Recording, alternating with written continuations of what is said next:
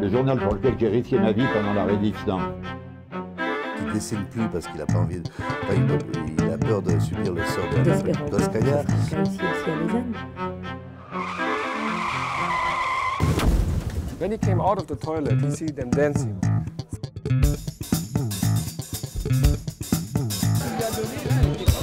La pire des souffrances, de toute façon, c'est cette privation. C'est d'abord tout le problème, tout le traitement psychologique.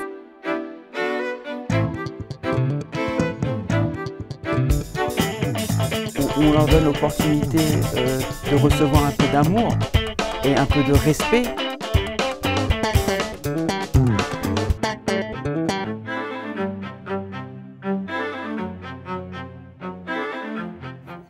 Donc c'est une nouvelle édition du Coran, une première mondiale. Jusqu'à maintenant, il n'y a jamais eu de version arabe du Coran par ordre chronologique qui respecte les instructions de l'Azhar. Donc l'Azhar, c'est l'institution islamique la plus importante au monde. Et eux proposent un ordre du Coran que j'ai respecté à la lettre. Jusqu'à maintenant, l'édition du Coran classe les chapitres du Coran selon leur longueur décroissant. Donc les plus longs chapitres au début, les plus petits chapitres à la fin, mais on ne sait pas où ça commence, où ça finit.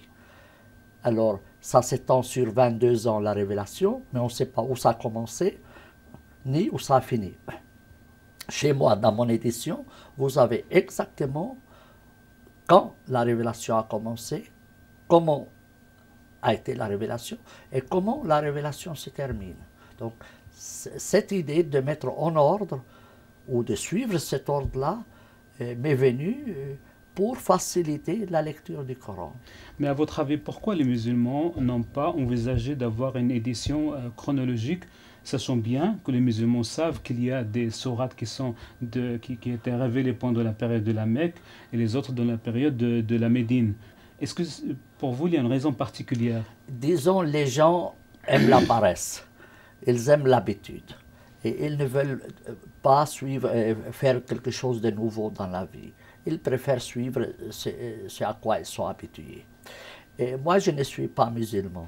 Donc, j'ai une attitude, disons, neutre face au Coran. Je peux le lire et le proposer à le lire d'une façon plus accessible que ce que font les autorités religieuses. Donc, ils auraient pu le faire, mais ils ne l'ont pas fait parce qu'ils n'osent pas, bien qu'il n'y a rien qui l'interdit. Voyez. C'est un peu l'aspect surprenant de cette édition. C'est que tout le monde aurait pu le faire, mais personne ne l'a fait. Vous voyez. Maintenant, espérons qu'il soit bien reçu et que les gens aussi lisent le Coran de cette façon. Mais alors pour vous, c'est quoi l'importance d'avoir cette nouvelle édition chronologique? En quoi elle est utile pour nous? Alors, Mahomet a commencé la révélation en 610. Il a commencé à la Mecque. Il avait un contact avec la population et qui diffère du contact qu'il avait en 622 après l'Hégire, quand il est parti à la Médine et qu'il devait gérer une société.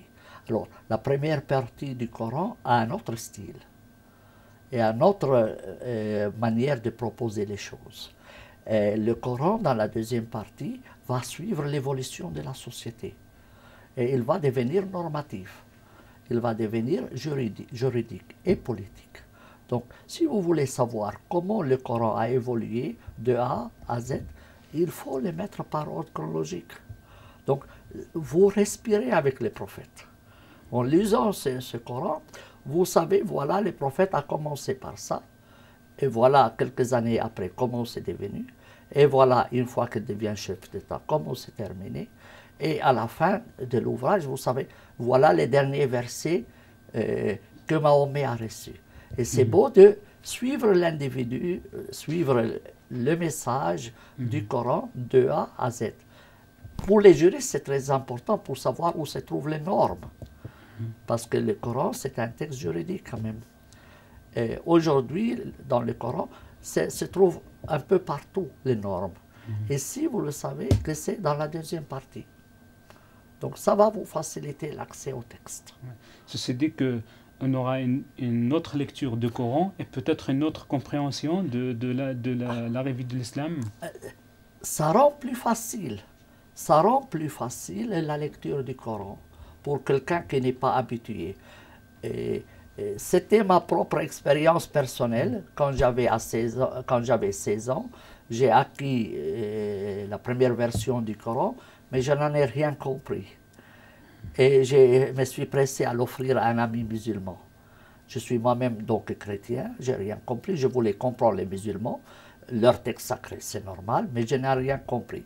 Je dis, je pense que chaque occidental qui ne connaît pas l'islam va être confronté au même problème.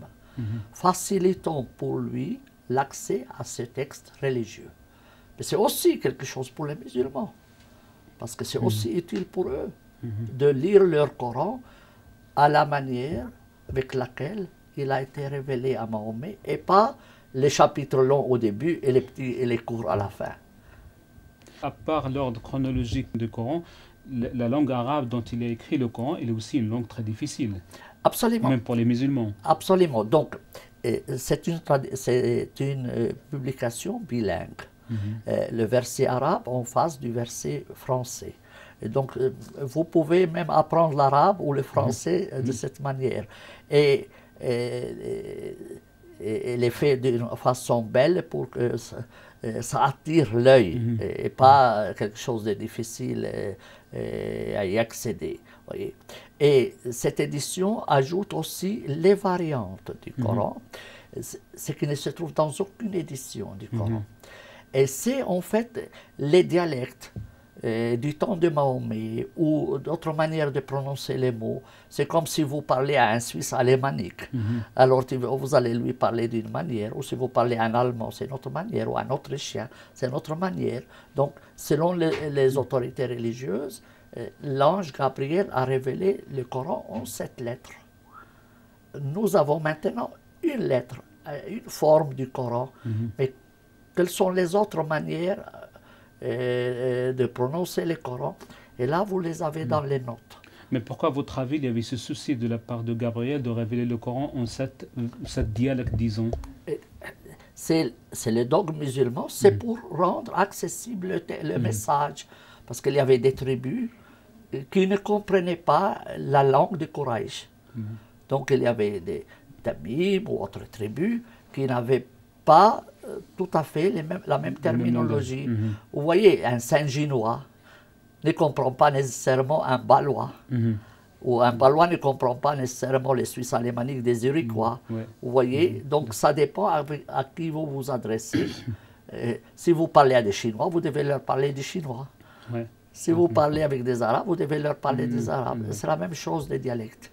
Vous voyez. Donc vous-même, vous avez un grand souci pour l'accessibilité au Coran. C'est pour cela que vous avez fait cette version qui présentée de manière la plus belle que vous avez pu imaginer vous-même. Absolument. C'est moi-même qui ai veillé à ce qu'elle soit belle. Et c'est avant tout pour moi. C'est comme ça que je voulais avoir un Coran. Donc c'est un instrument de travail pour moi, pour que je le lise avant tout moi-même. Maintenant, si les autres veulent le lire, tant mieux.